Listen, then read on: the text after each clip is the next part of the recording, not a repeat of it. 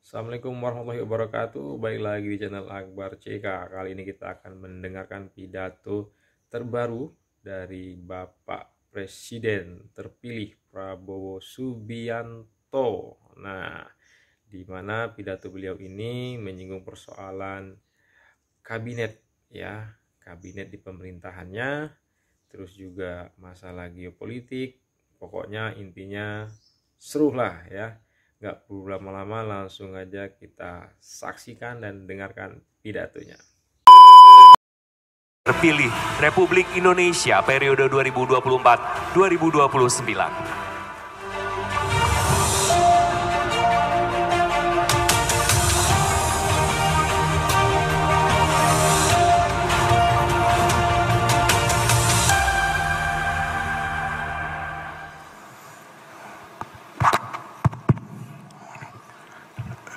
Bismillahirrahmanirrahim. Assalamualaikum warahmatullahi wabarakatuh. Selamat sore, salam sejahtera bagi kita sekalian. Shalom, Om Swastiastu, Namo Buddhaya, salam kebajikan, Rahayu. Yang saya hormati dan yang saya banggakan, Ketua penyelenggara BNI Investor Daily Summit 2024, Saudara Enggar Tiasto Lukita, Menteri Perdagangan Republik Indonesia tahun 2016 sampai 2019. Yang saya hormati dan saya banggakan, Ketua Dewan Pertimbangan Presiden Republik Indonesia Jenderal TNI Purnawirawan Wiranto, Wakil Ketua Majelis Permusyawaratan Rakyat Bapak Edi Suparno, Wakil Ketua BPK Bapak Hendra Susanto, beserta anggota BPK, anggota 1 BPK Bapak Nyoman Adi yang saya hormati, Menteri BUMN Bapak Erick Thohir yang saya hormati. Sebetulnya lebih muda dari saya, jadi nggak usah bapak gitu ya. Dimas atau apa itu.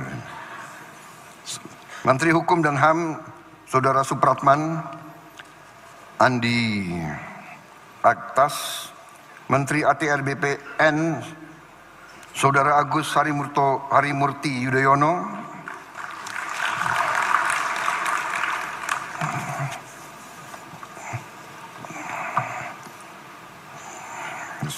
Menteri ESDM tidak hadir, tolong dicatat itu.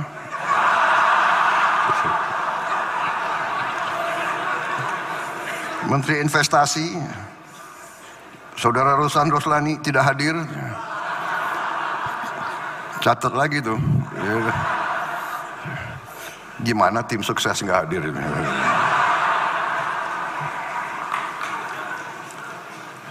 Para duta besar negara sahabat dan perwakilan negara-negara sahabat yang hadir, distinguished ambassadors and representatives of friendly nations, Saudara Dirut Bank Negara Indonesia, Saudara Royke Tumilar,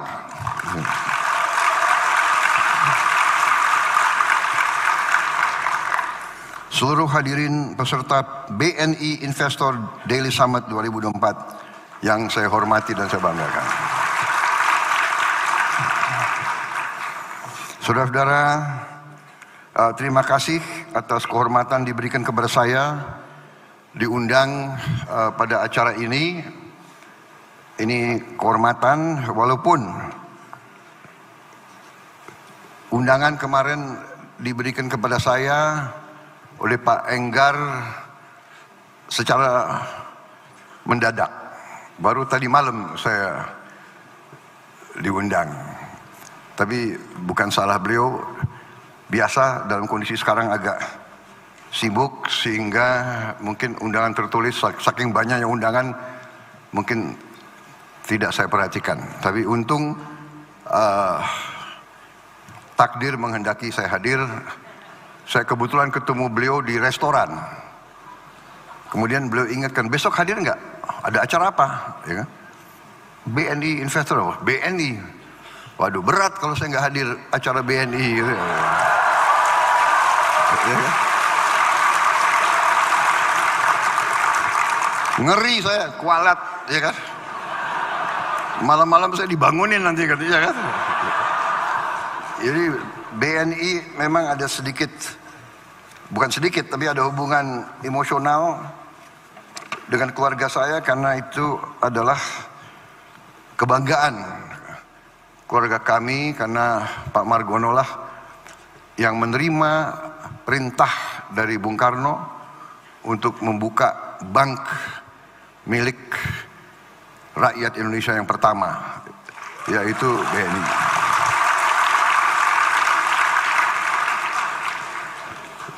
Jadi perintah Bung Karno, perintah Bung Hatta, Pak Margono lah yang mendirikan. Dan juga dalam kisah keluarga, waktu Belanda menyerang Jogja tahun 48, Pak Margono ditangkap oleh Belanda di kantor BNI di Jogja waktu itu. Jadi begitu beliau ngomong ada acara BNI, walaupun saya nggak ngerti apa acaranya, ya kan? Ya kan? Ya udah, hadir aja saya, ya kan? Dan sebagaimana saya bisa antisipasi,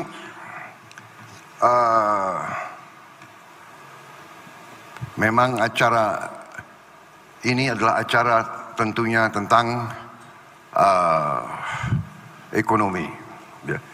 BNI dengan mitra-mitranya, para investor, para pelaku ekonomi, apalagi ada Pak Enggar di situ, ya, sehingga saya diminta sedikit memberi pemikiran atau visi saya ke depan. Sebetulnya visi saya ke depan ini sudah sangat sering disebarluaskan, sudah ada buku, sudah ada program, sudah tertulis, sudah disebarkan di mana-mana.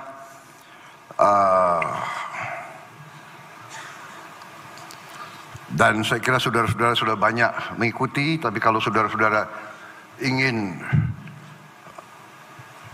suatu konfirmasi atau suatu rekonfirmasi atau katakanlah suatu penjelasan lagi, dengan sangat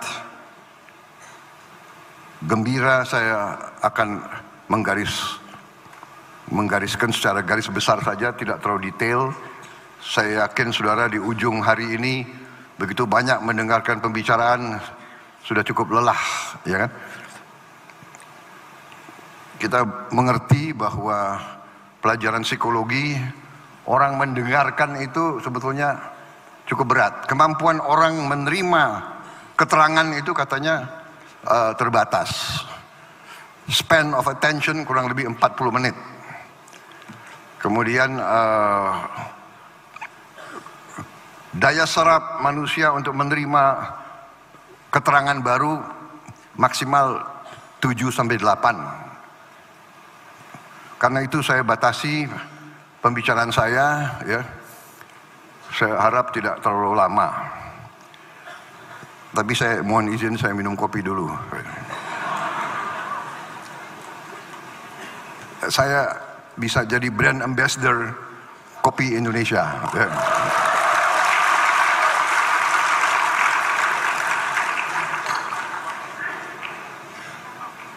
Saudara, saya kira apa yang terjadi sekarang ini saya rasakan, dan saya kira dirasakan oleh banyak pihak, adalah suatu transisi yang bisa dikatakan transisi sangat lancar, sangat mudah. Saya sebagai presiden terpilih merasa bahwa saya adalah bagian dari tim Pak Joko Widodo. Saya memimpin koalisi. Koalisi itu kita bahkan menamakan koalisi itu Koalisi Indonesia Maju. Dan koalisi itu terdiri dari partai-partai yang memang ikut serta dalam timnya Pak Jokowi. Walaupun saya gabung sama Pak Jokowi baru bagian kedua. Jadi kalau dalam sepak bola saya masuk lapangan itu baru babak kedua, second half. Jadi biasanya second half masuk di saat-saat kritis begitu. Saudara-saudara, dengan demikian, ya kan, saya tidak akan banyak ulangi bahwa saya pernah rival, tapi saya bergabung, ternyata nilai-nilai kita sama. Dan sekarang saya dalam transisi ini merasa sangat dibantu, sangat didukung oleh Pak Jokowi dan timnya. Bahkan dalam saya menyusun kabinet, kok saya melihat banyak juga ya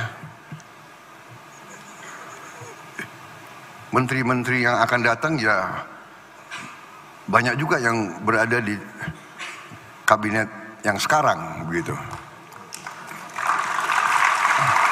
Bukan apa-apa, tetapi saya lihat adalah begini. Pada ujungnya, setiap penerima mandat dari rakyat memikul tugas dan tanggung jawab yang tidak ringan. Dan karena itu, sama kalau kita mau menyusun dan memilih tim sepak bola, tim nasional sepak bola, yang dicari adalah pemain-pemain yang terbaik. Kita tidak memikirkan orang tuanya siapa, agamanya apa, sukunya apa, rasnya apa, dia mampu atau tidak, dia bisa atau tidak, dia berjuang atau tidak, mampu nggak dia deliver, mampu nggak dia berbuat yang terbaik untuk bangsa dan rakyat. Nah, itu yang kita cari. Dan Pak Jokowi demikian, mencari yang terbaik, saya pun demikian. Dan kalau kebetulan orangnya masih bagus, pasti kita akan minta untuk ikut lagi. Dan saudara-saudara, untuk masuk ke pemerintahan di Indonesia itu menuntut pengorbanan. Karena itu saya kira, satu, transisi baik. Kedua, kita dalam rangka pembangunan suatu bangsa, kita sadar bahwa pembangunan suatu bangsa, transformasi suatu bangsa dari bangsa katakanlah tingkat menengah, dari bangsa yang keluar dari penjajahan, keluar dari 20 tahun perang terus-menerus, RMS, DITII, Angkatan Perang Ratu Adil, peristiwa-peristiwa PRRI, Permesa, terus-menerus, tanpa henti dari 45 sampai 65, sampai 68, sampai 69. Separatis di sini, separatis. Kita sekarang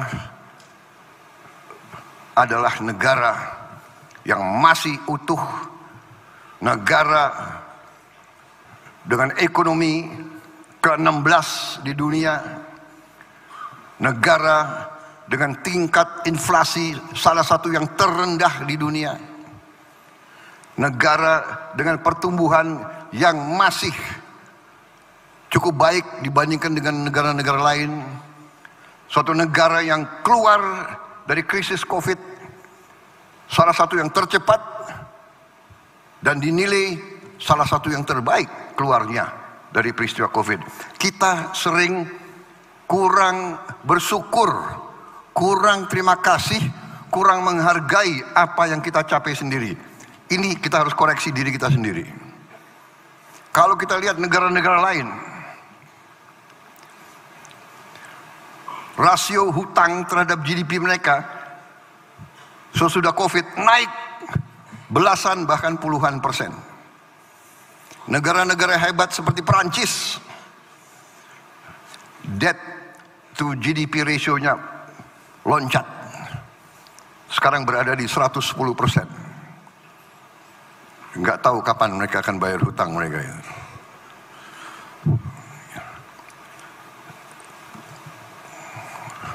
Saudara-saudara sekalian, dengan demikian saya terima mandat dari rakyat,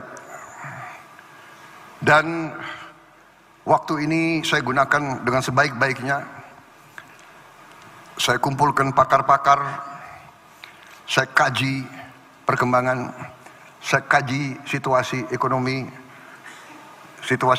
kita bagaimanapun tidak bisa lepas dari kondisi geopolitik global. Kita sadar semua di sini betapa kita berada dalam suasana yang sangat penuh dengan kecemasan.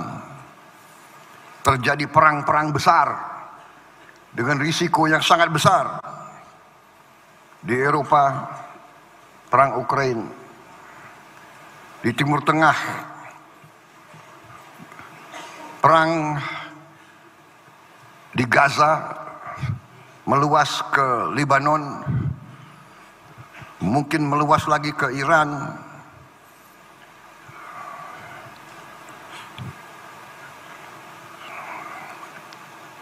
Di mana banyak ahli mengatakan kita berada di saat-saat yang penuh ketegangan. Kalau tidak hati-hati, sudah berapa negara besar saling mengancam akan gunakan bom nuklir. Saudara-saudara sekalian, di kawasan kita pun ketegangan, di Taiwan ketegangan antara Cina dan Jepang, ketegangan di Laut Cina Selatan. Di tengah ini semua kita bersyukur Indonesia menikmati keadaan damai. Keadaan damai ini tidak mudah. Tidak mudah. Tidak mungkin ada perdamaian tanpa persatuan. Saya baru dapat pelajaran, unity brings harmony. Harmony brings equilibrium. Equilibrium brings peace. Only with peace we can have prosperity. Ini pelajaran dari sejarah. Kemakmuran hanya bisa datang dengan perdamaian, peace. Karena itu, setiap pemimpin politik, pemimpin kemasyarakatan selalu harus berpikir langkah-langkahnya, kebijakan-kebijakannya, pendekatan-pendekatannya harus ke arah mencapai dan memelihara kondisi perdamaian, memelihara stabilitas. Untuk itu dibutuhkan kearifan, wisdom. Untuk itu dibutuhkan semangat, kebersamaan. Untuk itu perlu semangat. Saudara-saudara, kita mengerti bahwa kita ini memang majemuk. Kita ditakdirkan sudah ratusan tahun, kita ini majemuk. Berbeda-beda suku, agama, ras, kelompok etnis, ratusan bahasa daerah. Tapi kita bisa hidup rukun. Dan untuk itu kepemimpinan masyarakat di setiap level sampai ke tingkat nasional, kepemimpinan itu harus kepemimpinan yang bisa membawa dan memelihara kerukunan. Dan untuk itu saya mengambil sikap ingin menjunjung tinggi persatuan, ingin merangkul semua kekuatan, ingin membentuk suatu kolaborasi, suatu kerukunan. Dan saudara-saudara, sebagai pengusaha, sebagai pedagang, saudara-saudara yang paling mengerti, paling merasakan bahwa hanya dengan perdamaian, hanya dengan suasana sejuk, hanya dengan kerukunan, ada iklim di mana berdagang, berusaha, berwira swasta akan berkembang dengan baik. Tidak ada orang ke pasar kalau terjadi kerusuhan. Tanyalah ke rakyat di Gaza, tanya ke rakyat di Lebanon, bagaimana?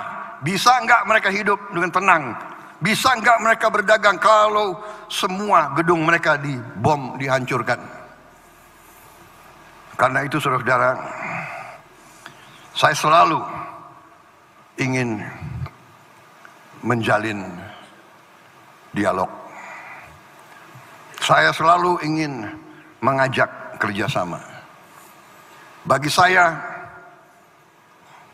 ajaran kuno 1000 kawan terlalu sedikit, 1 lawan terlalu banyak, bukan suatu slogan. Itu saya jalankan. Saya tidak melihat ke belakang, saya ingin melihat ke depan.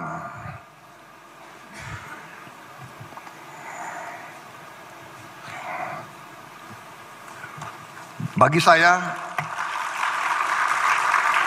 saya pertandingan adalah pertandingan. Persaingan adalah persaingan.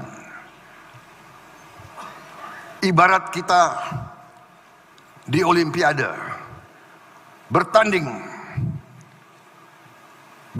judo, keras, banting, kunci. Begitu selesai, ada yang dinyatakan menang, yang kalah hormat, memberi tangan, bersahabat lagi. Saudara-saudara kalian, ini jangan hanya di lapangan olahraga, saudara-saudara. Ini harus di lapangan sehari-hari. Ini harus menjadi budaya politik kita. Bersaing, berbeda, bertanding. Begitu selesai, bekerja sama untuk rakyat Indonesia.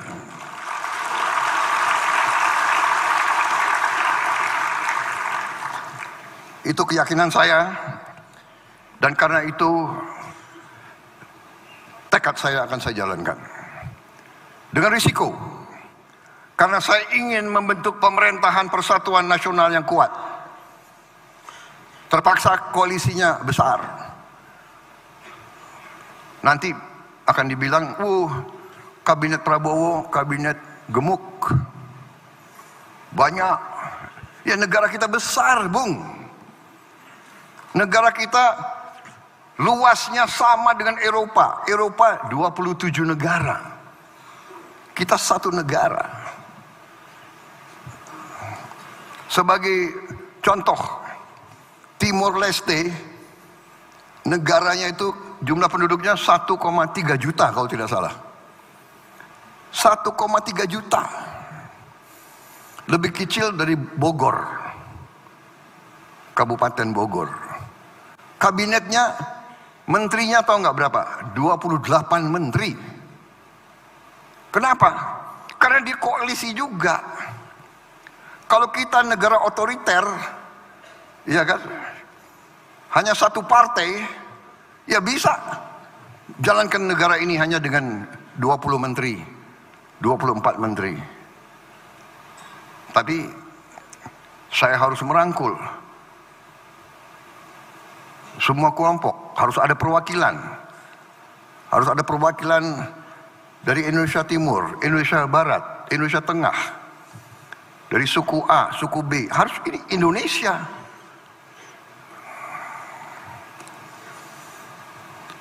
Dan memang pekerjaan kita berat. Kita bersyukur kita diberi kekayaan alam yang luar biasa. Minggu demi minggu, bulan demi bulan, ketemu lagi. Kita baru ketemu ladang gas salah satu terbesar di Andaman. Beritanya 8 sampai 12 TCF. Bisanya lebih. Kita baru ketemu lagi ladang-ladang di mana bekas-bekas Belanda, ternyata cadangannya masih banyak. Saudara-saudara sekalian, ketemu lagi cadangan emas. Rupanya Indonesia ini nanti bisa produsen emas salah satu terbesar di dunia. Ya kan? Jangan cepat tepuk tangan. Emasnya masih di bawah tanah, kita harus gali. Enggak, maksud saya kita, tapi, nah, dengan segala kelebihan kita menghadapi tantangan yang sangat besar. Ya. Pertumbuhan bagus, 5% selama sekian tahun berturut-turut, tapi kita harus akui pemerataannya harus kita tingkatkan. Saudara-saudara sekalian, kita harus berani koreksi sistem kita. Kita harus bertanya. Kita harus bertanya, bagaimana caranya kekayaan bangsa Indonesia harus bisa dinikmati oleh seluruh rakyat Indonesia. Tidak hanya segelintir orang saja. Kita tidak bisa mengandalkan trickle down economics. Selalu lambat. Presiden Jokowi sudah memberi contoh intervensi. Intervensi untuk menyelamatkan yang paling lemah bukan salah. Karena itulah kita berhasil menekan dan mempertahankan inflasi sampai di sini. Saudara harus tahu, ini bukan teori buku.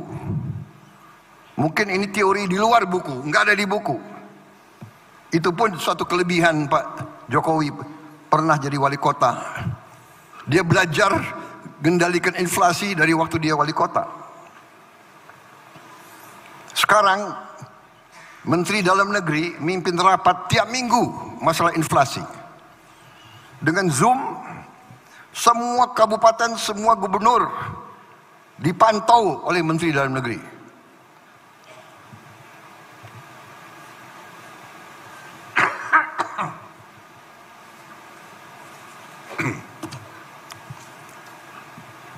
Mungkin satu-satunya negara di dunia, Menteri Dalam Negeri rapat tiap minggu dengan bupati, wali kota, gubernur, mengecek harga sembako. Di mana ada kelebihan, di mana ada kekurangan. Ini harus kita akui, ekonomi bukan hit and run, bukan bukan sesuatu yang kita serahkan kepada keberuntungan. Ini adalah manajemen yang prudent, manajemen yang teliti, manajemen yang hati-hati. Saudara-saudara, kita harus berani koreksi diri. Sistem kita masih terlalu banyak kebocoran. Korupsi harus kita hadapi dengan berani. Untuk itu kita harus menghadapinya dengan sistem integralistik, sistem menyeluruh.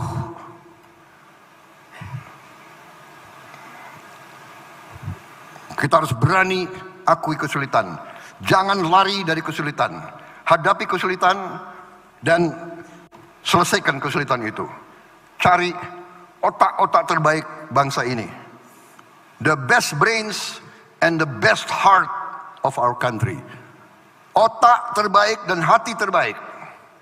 Otak hebat, hati busuk, berbahaya.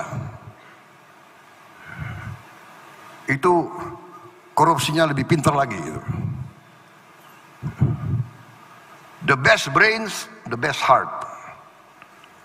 Kita perbaiki. Yang kurang kita perbaiki. Kita perbaiki bangsa ini dengan solusi yang kita cari. Kebijakan yang kita cari. Ada stunting, ada kelaparan, apa tindakan kita? Tidak usah lagi apa itu FGD apa itu? Fokus apa? Focus group discussion. It's too late. We don't need to discuss. Look for solution. Carry out the solution.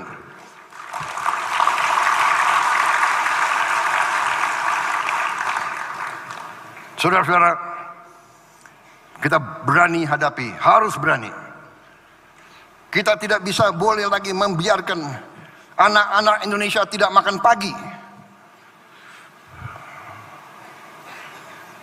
Saudara-saudara, salah satu, Anda tanya visi, sudah ada.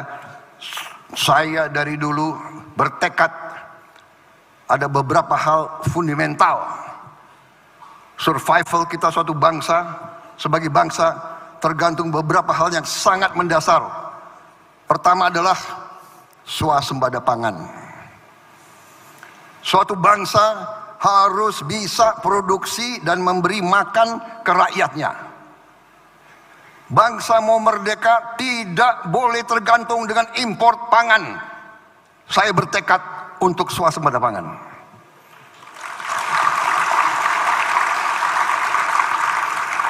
Saya yakin saya benar. Sejarah membuktikan bahwa sikap saya benar. Dari sejak awal saya ingatkan, kalau kita tergantung import, kalau terjadi krisis, bagaimana? Ternyata terjadi krisis COVID. Negara-negara eksportir pangan hentikan ekspornya. India, Vietnam, Thailand, Kamboja. Saudara-saudara, tidak ada pilihan. Kita harus swasembada pangan, dan saya yakin dan percaya kita akan swasembada pangan paling lambat 4 tahun setelah saya menerima mandat 20 Oktober.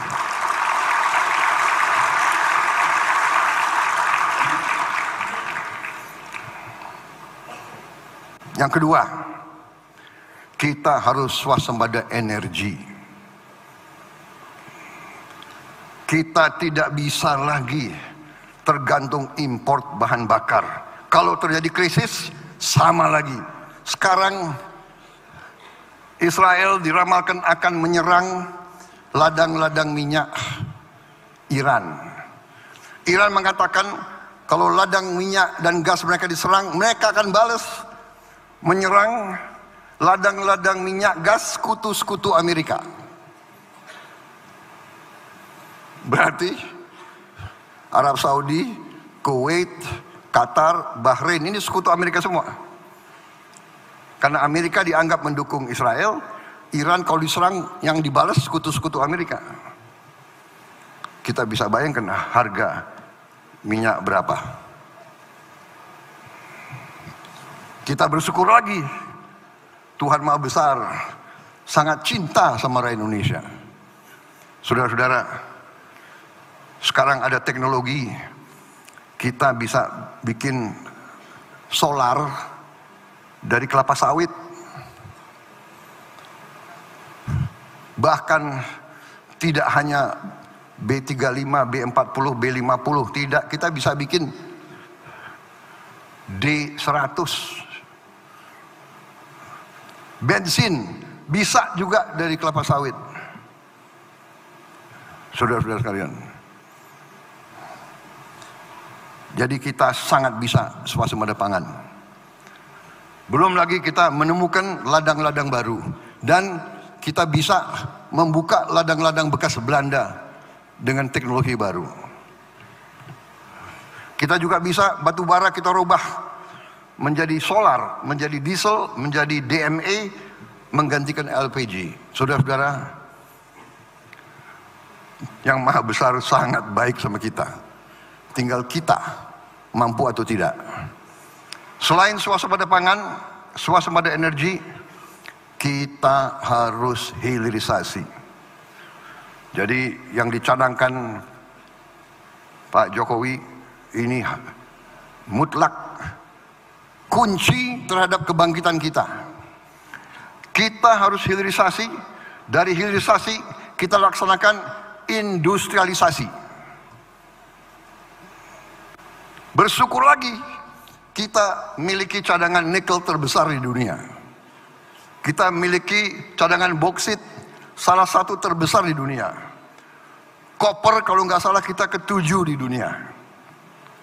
Kita punya thorium, kita punya uranium, saudara-saudara sekalian, kita punya rare earth.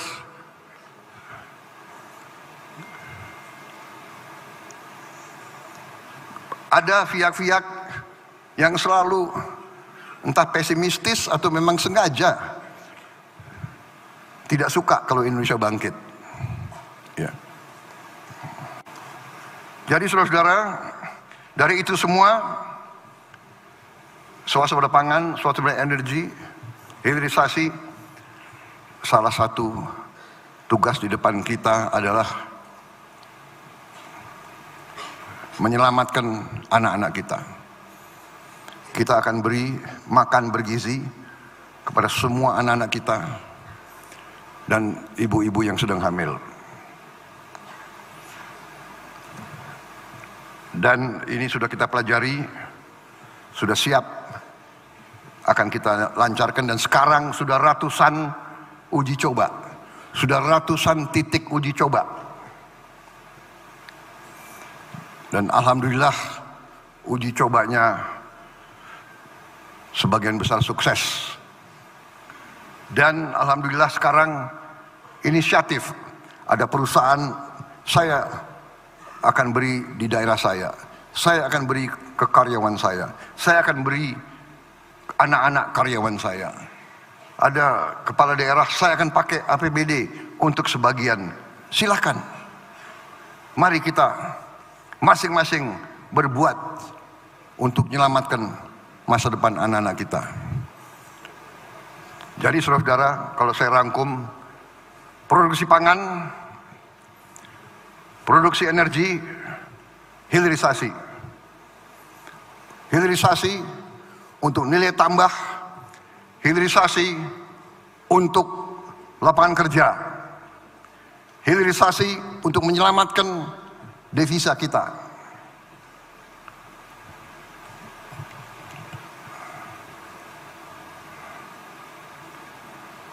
Kemudian salah satu usaha kita juga adalah untuk mengurangi mitigasi kemiskinan.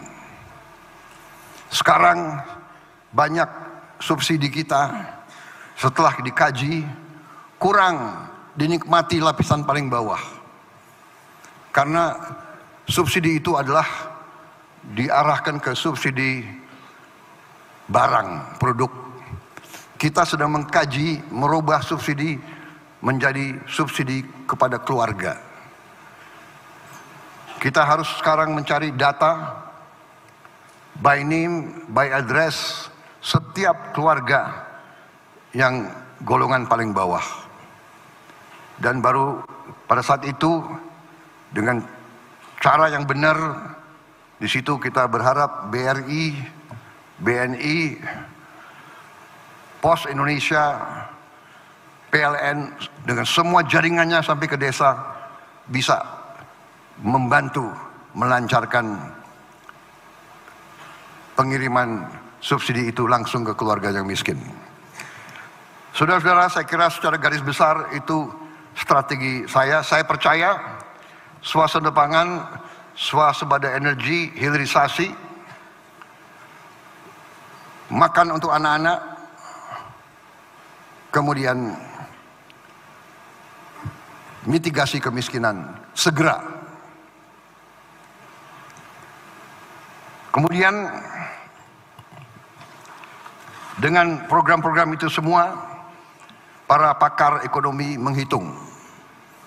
Sebagai contoh, kalau kita insya Allah berhasil, dan saya yakin kita berhasil, mencakup pemberian makan bergizi untuk anak-anak kita, artinya ada uang beredar di setiap desa, setiap hari. Artinya telur, sayur, pangan, buah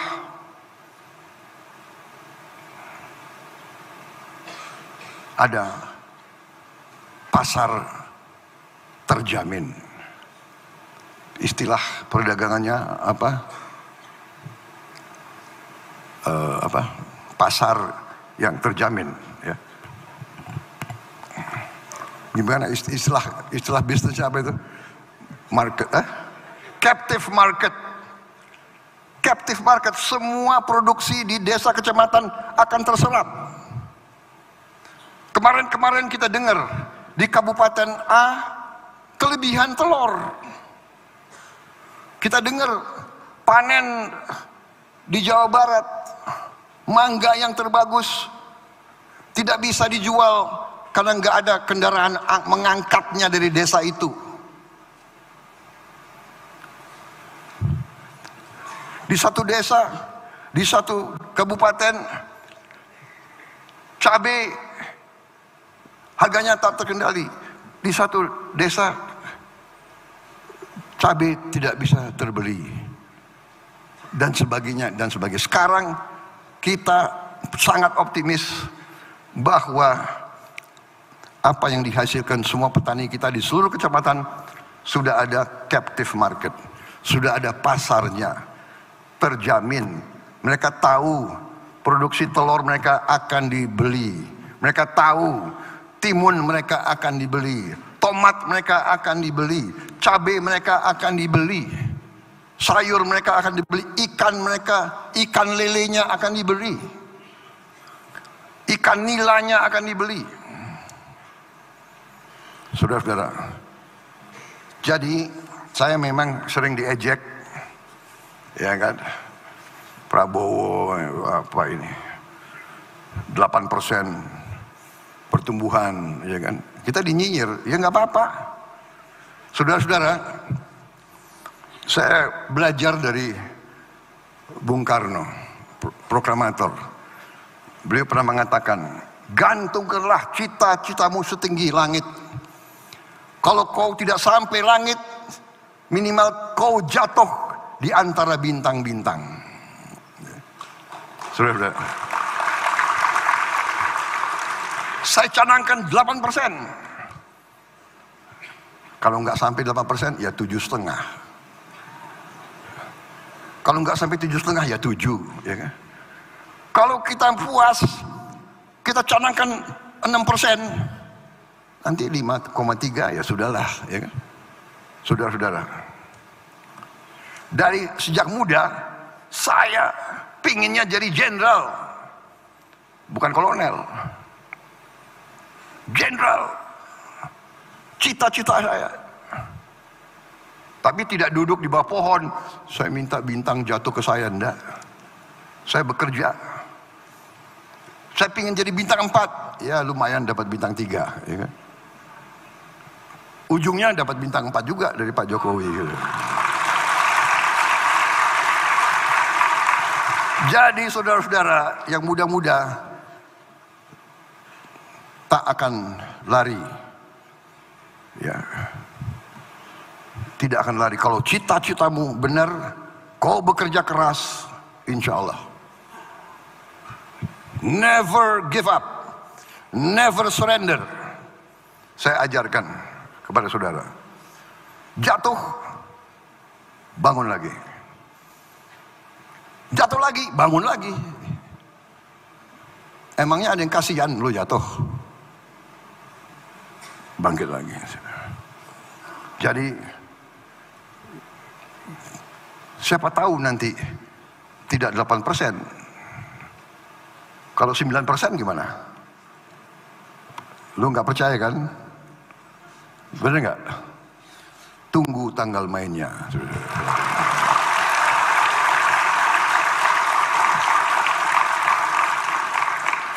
Saya optimis. Semakin saya belajar, semakin saya dikaji, saya optimis. Saya ingat seorang tokoh terkenal dari Amerika Serikat, Franklin Delano Roosevelt. Dia mengatakan, the only fear that we have to fear is fear itself. Ketakutan yang harus kita waspadai, ya ketakutan itu. The only thing we have to fear is fear itself. Jangan takut. Tidak ada keberhasilan tanpa keberanian. Bangsa Indonesia bangsa yang berani. Bangsa Indonesia bangsa yang optimis. Kita insya Allah akan jadi negara maju. Kita akan jadi negara makmur, saudara-saudara sekalian. Tentunya kita harus kerja keras. Kita harus benahi organisasi kita, benahi sistem pendidikan kita, merit system. Kita benahi hukum kita, peradilan kita. Salah satu kelemahan kita adalah sistem peradilan kita. Benar, para hakim kita perbaiki kualitas hidupnya. Kita bikin hakim-hakim kita kuat, tegar. Kita beri kepastian siapapun bahwa sistem hukum Indonesia akan jadi bagus. Kita dapat kepastian hukum untuk seluruh rakyat kita. Para investor akan tenang kalau ada kepastian hukum. Ya. Saya kira saudara-saudara sekalian, secara garis besar itu yang ingin saya sampaikan. Kekayaan kita banyak, aset-aset negara besar. Sudah saya hitung,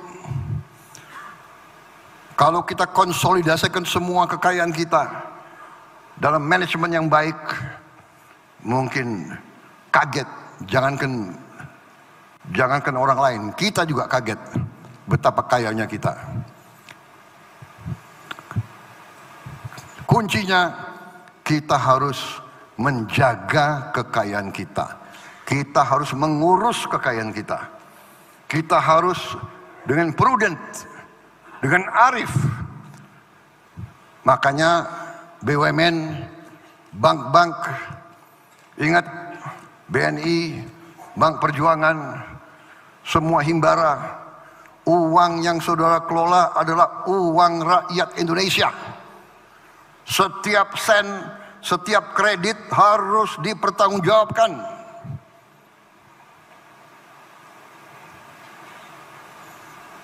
Insya Allah kita akan berhasil. Wassalamualaikum warahmatullahi wabarakatuh. Salam sejahtera bagi kita sekalian. Shalom, Om, Santi, Santi, Santi, Om. Namo Buddhaya, Rahayu, Rahayu. Terima kasih. Mohon maaf kalau ada kata-kata saya yang kurang berkenan. Itu yang saya rasakan, itu yang saya yakini. Insya Allah kita akan bersama-sama mencapai kehebatan-kehebatan untuk bangsa dan rakyat kita. Terima kasih, selamat sore. Selesai. Ya, tadi sudah kita saksikan dan dengarkan bersama-sama pidato dari Presiden terpilih Bapak Prabowo Subianto. Ya, isi pidatonya daging semua. Ya, seperti biasa Pak Prabowo dengan semangat, dengan tegas ya. Nah, tadi juga beliau bicara tentang sikapnya kepada Pak Jokowi, hubungannya kepada Pak Jokowi baik-baik saja, dan juga bicara tentang kabinet di pemerintahannya, geopolitik, ya pokoknya lengkap, daging semua. Itulah Bapak Presiden terpilih kita, Bapak Prabowo Subianto. Menyala Bapak Presiden Prabowo Subianto ya. Sekian dulu video ini, saya akhiri. Assalamualaikum warahmatullahi wabarakatuh.